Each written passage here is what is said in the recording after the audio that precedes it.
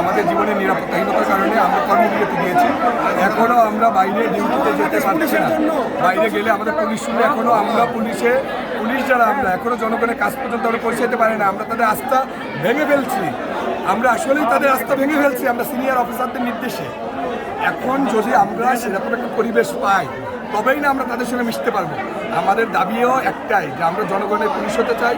আমাদের আগে ঘুষখোর দুর্নীতিবাজ পুলিশ যারা লক্ষ লক্ষ কোটি কোটি টাকা হাজার বিঘা সম্পত্তির মালিক হয়েছে, যারা 15 বছর ধরে যারা 5 গোলামি করছে, এই অফিসার আমাদের শেষ সময় ধ্বংস করে দিয়ে গেছে, আমাদের ভাইয়ের জীবন নিয়ে খেলা করছে। তো আমরা ওই পুলিশ আর ওই পোশাকটা আমরা পরবো না, ওই রঙের পোশাক আমরা আমাদের জন্য নতুন পোশাকের ব্যবস্থা করতে হবে।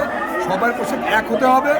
আমরা জনগণের কাছে নতুনভাবে যাব, নতুন জীবনযাপন করব।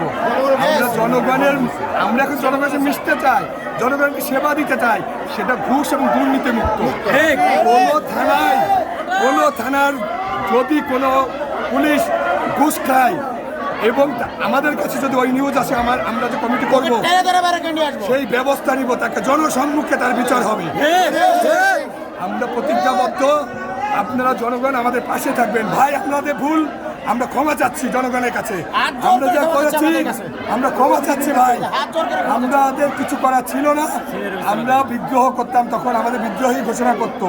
ভাইয়া আমরা বিদ্রোহ পুলিশে নাই, পুলিশে বিদ্রোহ করা যায় না। আমরা এই জন্য চুপ ছিলাম, আমরা কিছুই করতে পারি নাই। ভালো থাকবেন ভাই। কর্মবিরতি চলমান থাকবে আমাদের যতক্ষণ আমার 11 দফা না মেনে নেওয়া হচ্ছে ততদিন পর্যন্ত আমার কর্মবিরতি চলবে।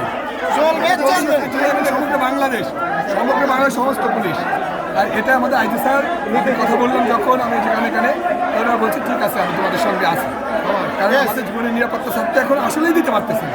স্যার কীভাবে বললেন তুমি বাইরে যাও, স্যার নিজেই একা। আমার কথা স্যারের সঙ্গেই তো আমার বডিগার্ড নেই, আমার পুলিশ তো ওনাকে নিরাপত্তা দিতে যাবে না। আর আমি আমার নিরাপত্তা দিতে পারতেছি না, আমি কেমনে আইছি নিরাপত্তা দিতেছি না?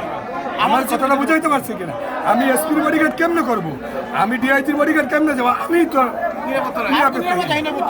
সুতরাং আমরা যে যার মতো অবস্থান করব, যে পুলিশ লাইনে আমাদের ইউনিট করে আমরা একত্রিত থাকবো। আমরা বাইরে যাব না, কারো আদেশ মানবো না।